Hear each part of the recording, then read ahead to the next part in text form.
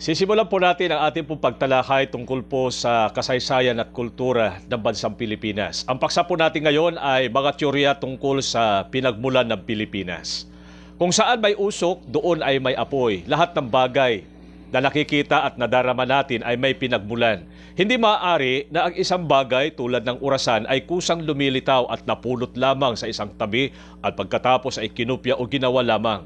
Tiyak na may taong nag-isip at pinag-aralang buuin ng maliliit na piyesa upang makagawa ng isang kasangkapang kapakipakinabang sa mga tao. Aalamin at sisiyasatin natin kung saan nga ba nagmula ang Pilipinas. Sa mga teoryang mababanggit, alin kaya ang higit na kapanipaniwala?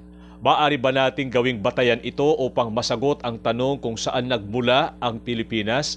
Maraming dalubhasa ang naglahad ng kani-kanilang pagtataya o kuro-kuro kung saan nagmula ang Pilipinas. Kung ikaw ang tatanungin, saan nga kaya nagmula ang ating bansa? Paano ito lumitaw sa daigdig? May iba't ibang teorya tungkol sa pinagmulan ng Pilipinas. Una ay tulay na lupa. May mga tulay na lupang nag-uugnay sa Pilipinas at sa mga karatig bansa nito. Ayon kay Professor H. Otle Bier, isang dalubhasang arkeologo mula sa Universidad ng Pilipinas, tinatayang nagsimula ito noong panahon ng Yelo. May 1,008,000 taon na ang nakalilipas. Nagsilbi itong daanan ng mga taong dumating sa Pilipinas mula sa mainland Asia. Nang dumating ang panahon na natuna ang mga yelo na bumabalot sa mga kontinente, lumikha ito ng pagtaas ng tubig sa dagat. Bunga nito ay lumubog ang ilang pulo, kasama na ang mga tulay na lupa na nagdurugtong sa karatig lugar. Ang mga naturang matataas sa bahagi ng lupa ang siyang bumubuo sa kasalukuyang Pilipinas. Naging batayan ng teoryang ito ang pagkakatulad ng mga uri ng halaman at hayop na parehong makikita sa Pilipinas at mga karatig bansa natin. Ang anyo ng lupa sa mga dagat na nakapalibot sa Pilipinas ay natuklasan na tila may mahabang bulubunduking nag-uugnay patungo sa mga karatig bansa.